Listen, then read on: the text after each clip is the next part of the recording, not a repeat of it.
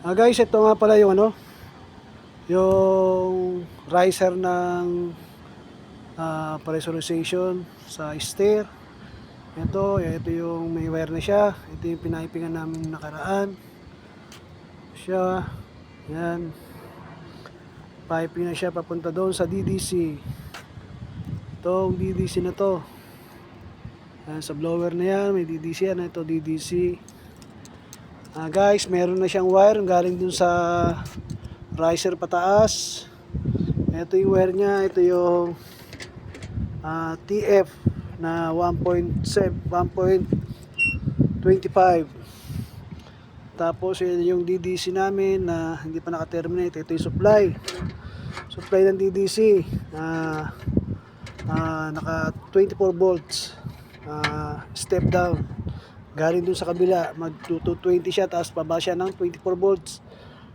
Ito yung niya, diagram niya. Ito yung pinaka controller niya. Tapos ito yung piniping ko. Yan, ito yung papunta ng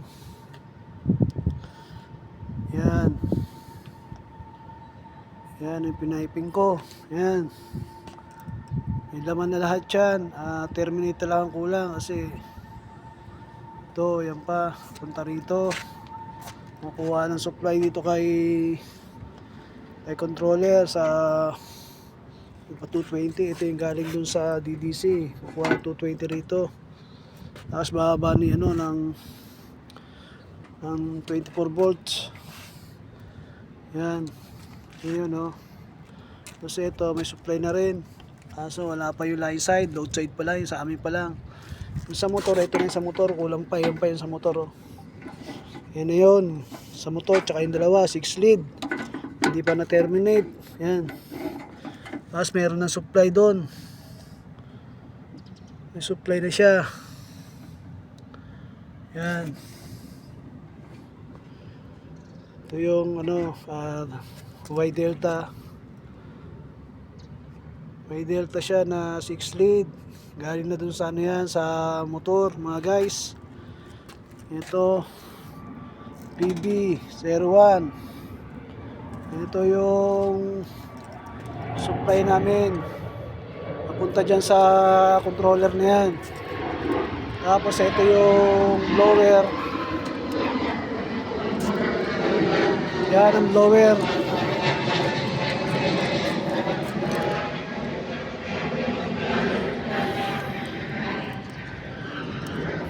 Yan. Ito siya. Terminate ko yan bukas. Sabi meron pa kaming papipingan. Nakita ko lang sa inyo na kompleto na yan. Terminate lang ang kulang. Terminate lang ang kulang, mga guys. Yan.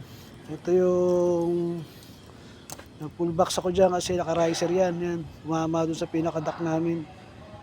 Ginawa ko na lang ng paraan yan. Yan. Mga pala guys, sa roof deck na naman kami. Ito, meron pa rin mga controller dito. Yan, dalawa pa. Yan, dalawa pa yan. Ito, yan. Naka-terminate na rin yan, mga guys. Nandito na naman ako sa roof deck. Mainit. Yan. Yung pa, meron pang duct doon. Yan, sa kabila pa yan. Yung pa.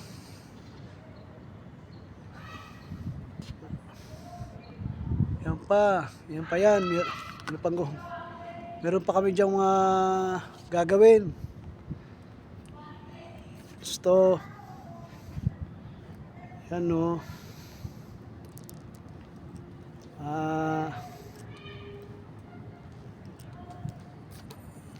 yan guys.